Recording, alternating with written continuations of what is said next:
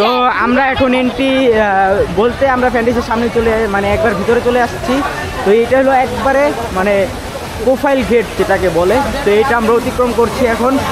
তো শুরুতে একটু ওরা খুব ফ্যান্টাসিতে খুব আপডেট করে ওরা খুব সুন্দরভাবে সাজাচ্ছে দিন দিন।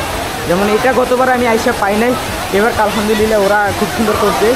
তো এই জোনের ভিতরে ফ্যান্টাসির যত রাইড আছে সব রাইডগুলো আপনারা পাবেন। এইখানেই হলো মূলত সব কিছুর রাইড।